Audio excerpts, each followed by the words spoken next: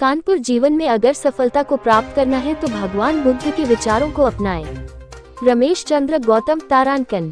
सफलता चाहिए तो भगवान बुद्ध के विचारों को अपनाएं। कानपुर जीवन में अगर सफलता को प्राप्त करना है तो भगवान बुद्ध के विचारों को धारण करना होगा, क्योंकि बुद्ध विचार भी है, बुद्ध सोच भी है और बुद्ध ही सफलता है। ये बात बुद्ध पूर्णिमा के अवसर पर संत शिरोमणि सद्गुरु रविदास उड़ान देवी सराय नगर कल्याणपुर जीटी रोड में संपन्न हुई विचार गोष्ठी के दौरान दलित समाज सेवा समिति के अध्यक्ष रमेश चंद्र गौतम ने कही। उन्होंने कहा कि बुद्धि एक ज्ञान है और विचार भी बुद्ध के दर्शन भी है, कल और आदर्श भी। इसलिए हम सभी को उनके बताए हुए मार्ग पर चलना होगा, तभी हम सफलता प्राप्त कर सकते हैं। उन्होंने युवा पीढ़ी से अपील करते उन्होंने कहा कि भगवान बुद्ध के इतिहास को अवश्य पढ़े, मन लगाकर पढ़ेगी तो ज्ञान की प्राप्ति अवश्य होगी और सफलता में आपके कदम चूमेगी। विचार गोष्ठी के दौरान अध्यक्ष रमेश चंद्र गौतम ने कहा कि आज के ही दिन बुद्ध का जन्म हुआ था और आज के ही दिन उन्हें ज्ञान की प्राप्ति भी हुई थी, और सबसे महत्वपूर्ण बात यह है कि आज ही के दिन उनका निधन भी हुआ था। लेकिन भगवान बुद्ध ने ज्ञान की प्राप्ति के उपरांत जो समाज के लोगों को ज्ञान दिया है वह अपने आप में काबिले तारीफ है। इसलिए सभी लोग उनके विचारों को अपनाएं ताकि वह सफल इंसान बन सके। गोष्ठी में अन्य वक्ताओं ने भी अपने अपने विचार प्रकट किया। इस दौरान मौजूद रहे बौद्धाचार्य रमेश चंद्र गौतम,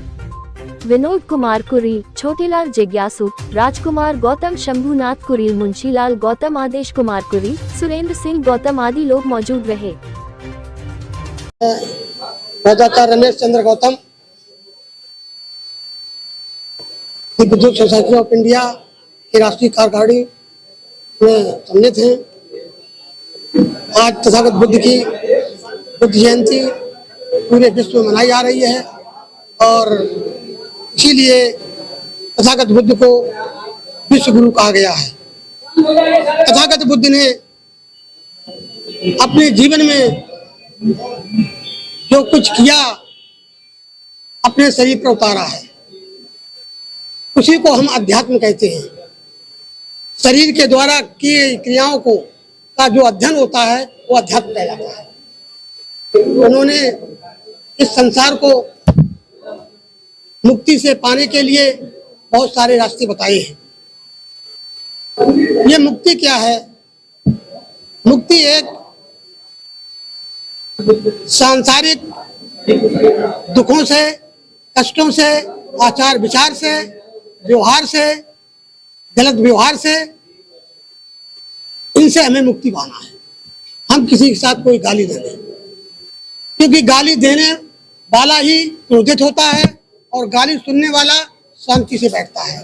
जब उसका हृदय क्रोधित होता है, हेरिटेज होता है, तो वो क्रोधित होकर के अनाप शनाप बोलता है।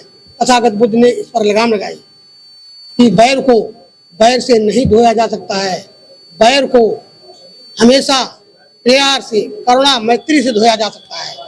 तो इसलिए तथागत बुद्ध को जो है विश्व गुरु कहा गया है। आज के परिप्रेक्ष्य में जो हमारी सरकारें कर रही हैं, नाम तो तथागत बुद्ध का लेती हैं, लेकिन आचार और विचार उनसे भिन्न रखती हैं। जब उन्होंने ये कहा हमें युद्ध नहीं बुद्ध चाहिए, तो फिर ये युद्ध कहाँ से आया? ये मिसाइलें कहाँ से आई? ये एटम बम कहाँ से आया? अगर सच्चे अनुयायी आप बुद्ध के हैं तो इन बातों को धिक्कार करें, हम एटम बम मिसाइलों से दूर रहें, तभी इस विश्व की सही सलामत तरीके से पुनर्जागृति हो सकती है। अन्यथा ये विश्व फिर गतिमान है, चूक चक्र है, तो चक्र के चलते हुए ये विश्व अपने फिर पुराने पायदान पे आने की संभावना रखता है। धन्यवाद।